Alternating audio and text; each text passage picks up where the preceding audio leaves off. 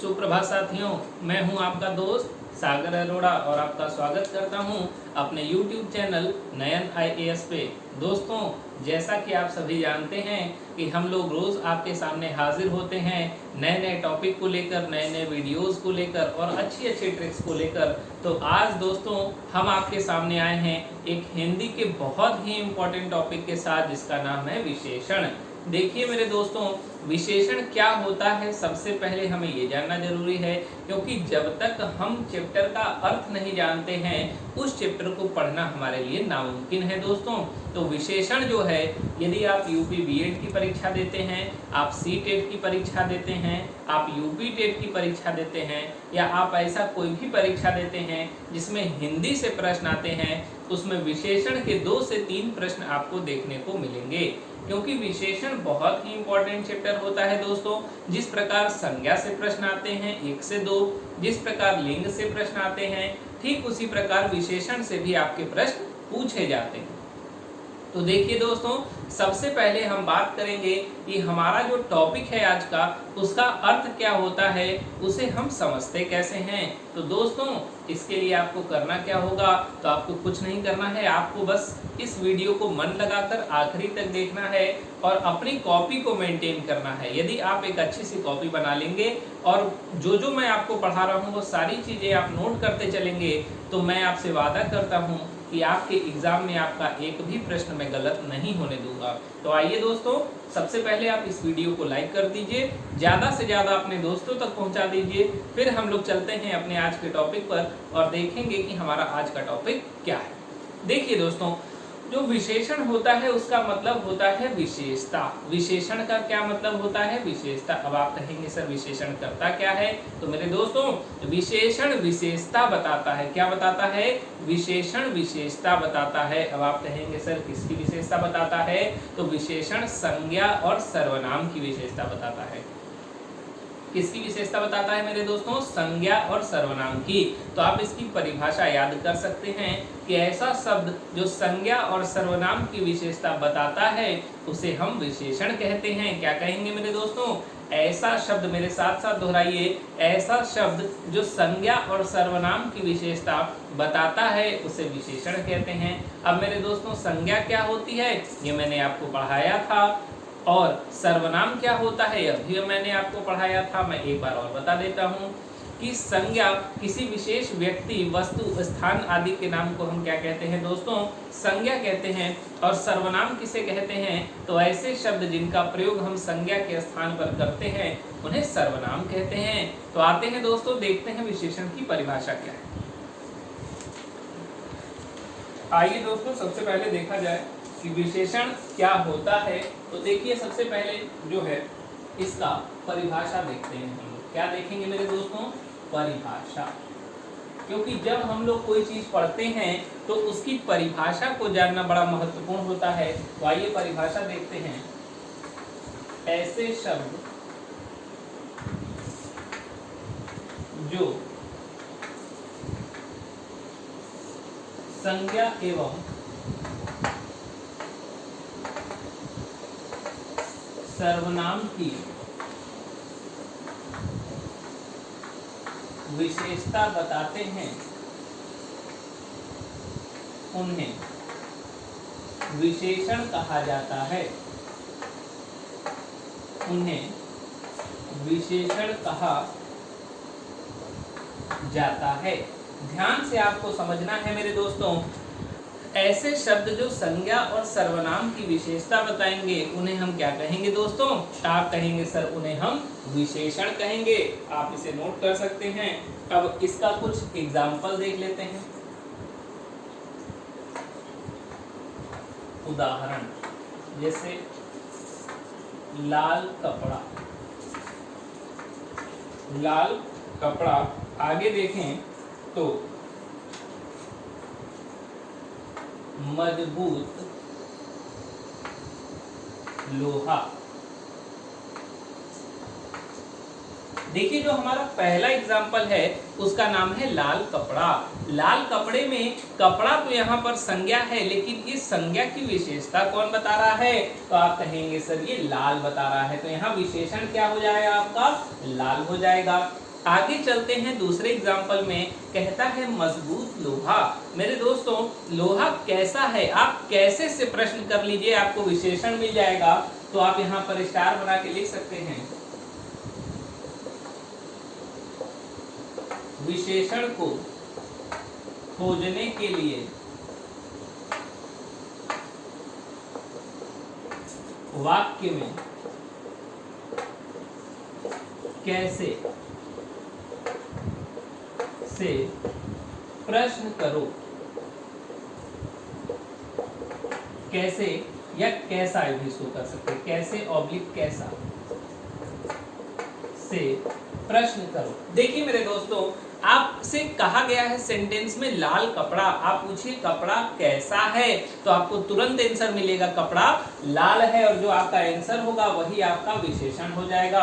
अगला कहता है एग्जाम्पल मजबूत लोहा, मतलब लोहा कैसा है मेरे दोस्तों, आप कहेंगे लोहा मजबूत है। तो जैसे ही आप कैसा से प्रश्न करेंगे आपके पास आपका विशेषण का उत्तर आ जाएगा।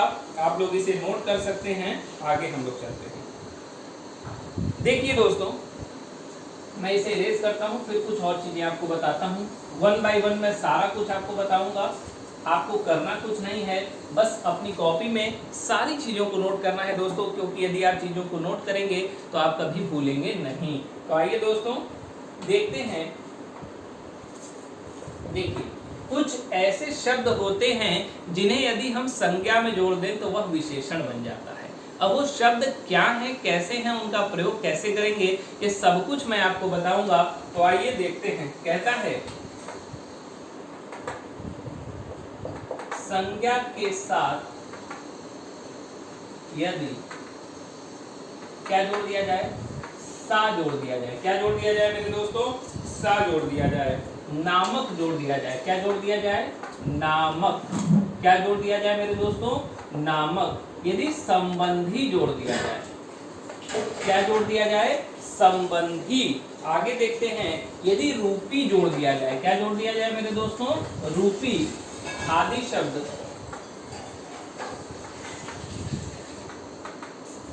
संज्ञा के साथ यदि सा नामक संबंधी रूपी आदि शब्द जोड़ दिया जाए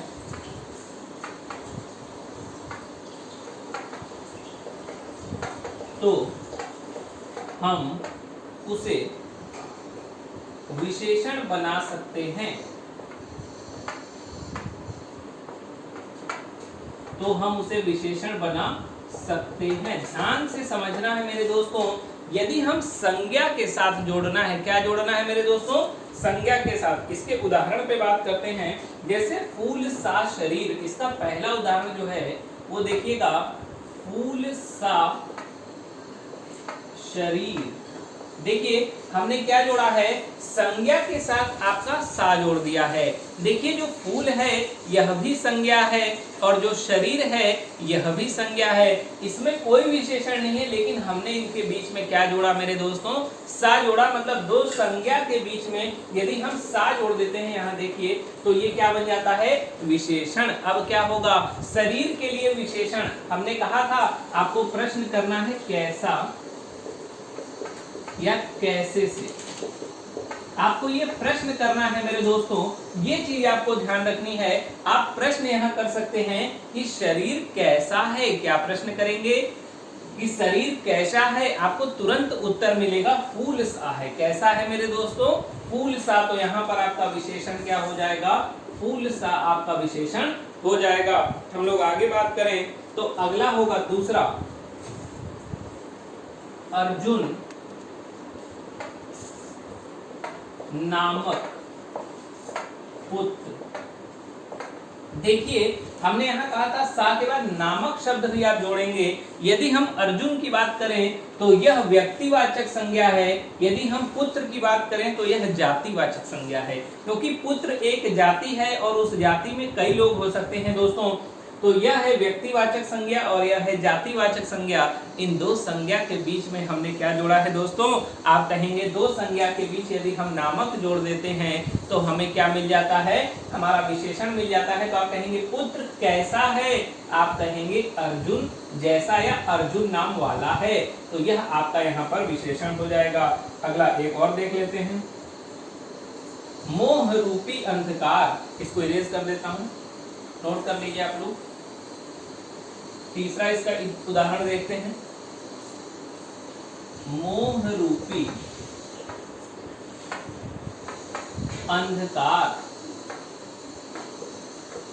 ध्यान से समझना है, आपको बस इतना प्रश्न करना है कि अंधकार कैसा है। आपको उत्तर मिलेगा सर अंधकार जो है वो मोह रूपी है, और यही आपका क्या होगा मेरे दोस्तों, यहाँ पर विशेषण हो जाएगा। मतलब संज्ञा के साथ यदि सा नामक संबंधी रूपी आदि शब्द जोड़ दिया जाता है तो उसे क्या कहते हैं मेरे दोस्तों, विशेषण वहां पर बन जाता है। और मैंने उदाहरण से आपको सिद्ध भी कर दिया है, आप लोग नोट कर सकते हैं। फिर हम लोग चलेंगे आगे।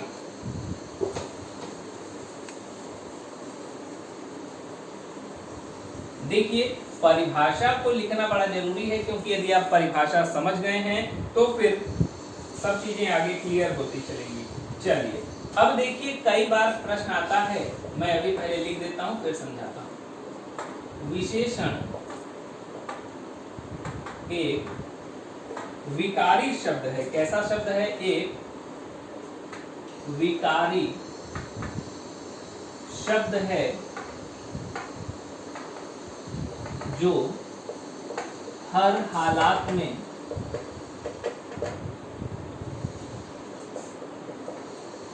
संज्ञा एवं सर्वनाम की विशेषता बताता है।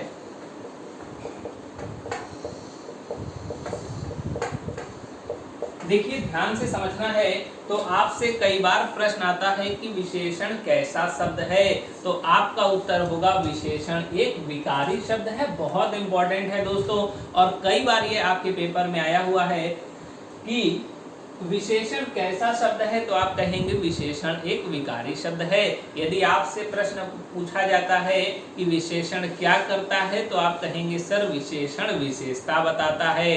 लेकिन कई बार आपसे यह भी पूछ लिया जाता है कि विशेषण किसकी विशेषता बताता है, तो आपको बताना पड़ेगा जो विशेषण है वो संज्ञा और सर्वनाम दोनों की विशेषता बताता है। यदि आपसे पूछा जाए कि विशेषण किसकी विशेषता बताता है, और चार ऑप्शन लगे रहे, पहला लिखा रहे संज्ञा, दूसरा लिखा रहे सर्वनाम, तीसरा लिखा रहे ए बी दोनों, और चौथा लिखा रहे कोई नहीं, तो कई बच्चे क्या करके आते हैं, उनके मन में प्रश्न होता है कि विशेषण तो सिर्फ संज्ञा की विशेषता बताता है। लेकिन नहीं मेरे दोस्तों, मैंने आपको यहाँ लिखवाया है कि विशेषण ऐसे शब्द जो संज्ञा एवं सर्वनाम, देखिए मैंने यहाँ सर्वनाम भी लिखवाया है, मैंने यहाँ संज्ञा भी लिखवाई है। तो विशेषण किसकी विशेषता बताएगा, आप कहेंगे सर संज्ञा की भी बताएगा, सर्वनाम की भी बताएगा। इसका मतलब हमारा सी ऑप्शन यहाँ पर सही हो जाएगा, ए और बी दोनों। तो आपको गलत नहीं करना है दोस्तों, नोट करिए। फिर चलते हैं हम लोग आगे। तो देखिए, अब हम लोग जहां चल रहे हैं वह है विशेषण के कार्य।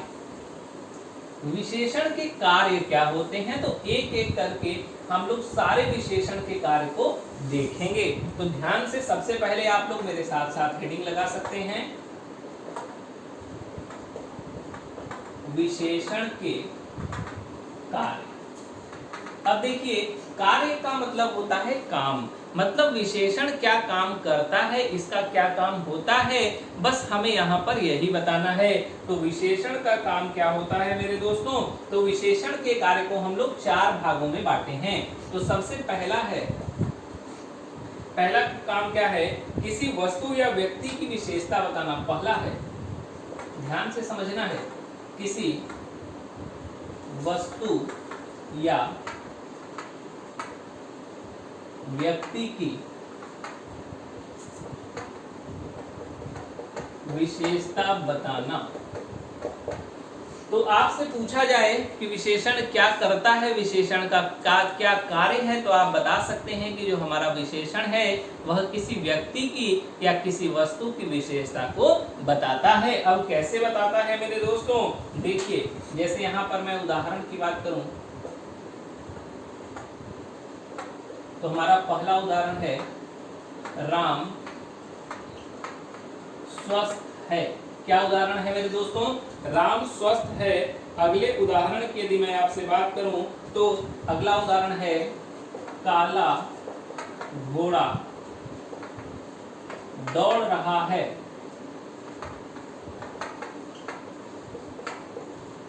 मैं एक एक करके आपको सारी चीजें समझाऊंगा। अगले उदाहरण की बात करूं तो चांदी चमकदार है। चांदी चमकदार है। ध्यान से समझना है और नोट करते चलना है। मैंने आपको बताया सबसे आसान तरीका और सबसे अच्छी ट्रिक विशेषण को पहचानने की होती है कि आप कैसा या कैसे से प्रश्न कर लीजिए, आपको आपका विशेषण मिल जाएगा। तो देखते हैं पहला उदाहरण यहाँ कहता है राम स्वस्थ है। आप प्रश्न कीजिए राम कैसा है। आपको प्रश्न क्या करना है, मैं यहाँ लिख रहा हूं, कैसा से प्रश्न कर सकते हैं, कैसे से प्रश्न कर सकते हैं, ये आपको प्रश्न करना है बस। तो राम कैसा है तो आप कहेंगे सर राम स्वस्थ है। कैसा है राम? स्वस्थ है। तो यहाँ विशेषण क्या हो जाएगा? आप कहेंगे सर स्वस्थ हो जाएगा। आगे कहते हैं काला घोड़ा दौड़ रहा है। आप पूछिए घोड़ा कैसा है?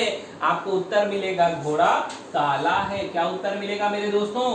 काला। तो यहाँ विशेषण क्या होगा? काला। इस एग्जाम्पल की बात करते हैं, कहता है चांदी चमकदार है। तो आपको प्रश्न करना है चांदी कैसी है, क्योंकि चांदी एक स्त्रीलिंग होती है। तो यहाँ आपको कैसी से प्रश्न करना पड़ेगा। तो चांदी कैसी है? आपको उत्तर मिलेगा चांदी जो है चमकदार है। कैसी है मेरे दोस्तों? चमकदार है। तो जब चमकदार आपको उत्तर मिल गया तो यही चमकदार जो होगा आपका विशेषण हो जाएगा। आप पहला इसका कार्य नोट कर सकते हैं, फिर हम लोग चलेंगे आगे।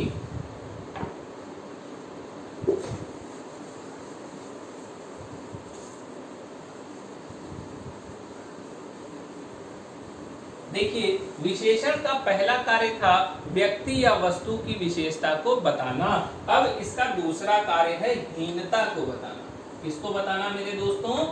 हीनता को बताना। अब देखिए ये हीनता क्या होती है। हीनता को आप किसी की क्वालिटी कह सकते हैं या बुरी आदत क्या कह सकते हैं। क्या कह सकते हैं मेरे दोस्तों? बुरी आदत कह सकते हैं। क्या कह सकते हैं? बुरी आदत, या तो उसकी स्थिति जो काफी खराब है वो आपकी हीनता को बताएगा। जैसे मैं पहले उदाहरण की बात करूं, यह सारी चीजें आपके लिए बहुत इंपॉर्टेंट हैं। इसका पहला उदाहरण है खूनी आदमी। पहला उदाहरण क्या है मेरे दोस्तों? खूनी आदमी। दूसरा है चोर को मत बैठने दो। देखिए चोर को मत बैठने दो। चलिए उसके बाद एक है बीमार वृद्ध। बीमार वृद्ध। ध्यान से समझना है और आपको इन सब में विशेषण को बताना है। तो देखिए पहला जो कहा गया है खूनी आदमी। यदि आप प्रश्न करते हैं कि आदमी कैसा है, तुरंत आपको उत्तर मिलेगा आदमी कैसा है? तो आदमी खूनी है। खूनी का मतलब वह व्यक्ति जिसने किसी का खून कर दिया हो, किसी को मार दिया हो। तो ये क्या है? उसकी बुरी आदत को बता रहा है। तो हीनता या तो आपकी खराब स्थिति को बताएगा या तो आपकी बुरी आदत को बताएगा। दो ही चीजें होती हैं। अगला है चोर को मत बैठने दो। अच्छा आप पहले मुझे एक बात बताइए कि जो चोर होगा वह कोई व्यक्ति होगा, चाहे कोई पुरुष हो चाहे कोई स्त्री हो, होगा तो व्यक्ति। तो आपको पूछना है वह आदमी कैसा है? तो आप कहेंगे वो आदमी चोर है। तो यहाँ पर जो आपका विशेषण हो जाएगा वो क्या हो जाएगा मेरे दोस्तों? चोर हो जाएगा। अब आगे बात करते हैं, कहता है बीमार वृद्ध। आप यहाँ पर देख सकते हैं। तो आप प्रश्न करिए वृद्ध कैसा है? आपको उत्तर मिलेगा वृद्ध बीमार है। वृद्ध कैसा है मेरे दोस्तों? वृद्ध बीमार है। तो आपका जो विशेषण होगा यहाँ पर क्या होगा मेरे दोस्तों? बीमार होगा। इसे आप लोग नोट कर लीजिए, फिर चलते हैं आगे। देखिए जो अगला कार्य होता है वह होता है संख्या का बोध कराना। क्या होता है मेरे दोस्तों? संख्या का बोध कराना। जो तीसरा इसका कार्य है वो है संख्या का बोध कराना। ध्यान से समझना है, संख्या का बोध कराना।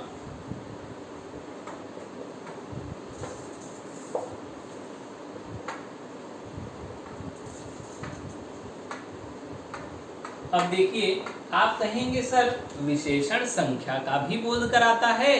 तो जी हाँ मेरे दोस्तों, यदि आपको कोई शब्द ऐसा मिले जहां पर कोई एक निश्चित संख्या लिखी हो, जैसे 10, 12, 2, 5 कुछ भी एक संख्या लिखी हो, तो वह संख्या क्या होती है मेरे दोस्तों? तो वह संख्या उस संज्ञा के लिए या उस वाक्य के लिए विशेषण होती है। अभी मैं जब आगे चलूंगा तो आपको बताऊंगा विशेषण में विशेष क्या होता है, विशेषण क्या होता है, समस्त बातों की चर्चा हम लोग करेंगे। तो पहले हम लोगों को देखना है संख्या का बोध कराना। जैसे इसके उदाहरण की बात करूं तो इसका पहला उदाहरण होगा 11 खिलाड़ी। 11 खिलाड़ी। अगला बात करूं 10 मजदूर। 10 मजदूर। एक और एग्जांपल की बात कर लेता हूं, छठा बालक।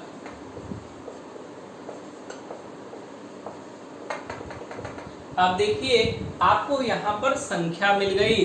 संख्या क्या मिली? 11 खिलाड़ी। अगला मिला 10 मजदूर और अगला मिला छठा बालक। या तो आप संख्या को देखते ही बता दीजिए कि यहाँ पर क्या होगा, यहाँ पर ये संख्या आपकी विशेषण होगी। नहीं तो आपको प्रश्न करना हो तो प्रश्न भी कर सकते हैं, लेकिन जब संख्या की बात होगी तो आपको प्रश्न करना पड़ेगा कितने से।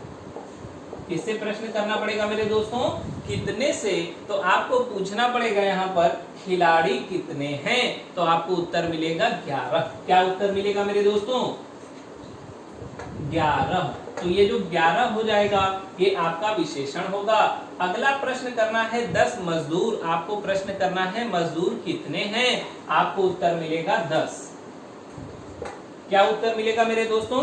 10। और यही 10 आपका विशेषण होगा। अगला है छठा बालक। अब आपको यह प्रश्न करना है बालक कौन सा है, तो प्रश्न और आपको उत्तर मिल जाएगा यहाँ से छठा, मतलब छठवें नंबर का बालक है। तो यह सब जो नंबरिंग होती है दोस्तों, ये सारी नंबरिंग आपकी विशेषण कहलाती है। आइए देखते हैं कुछ विशेषण के और कार्य हम लोग। एक और है इसमें, उसे देख लेते हैं।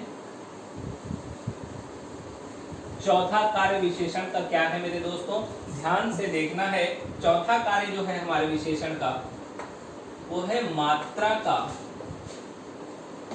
बोध कराना। मात्रा का बोध करवाना।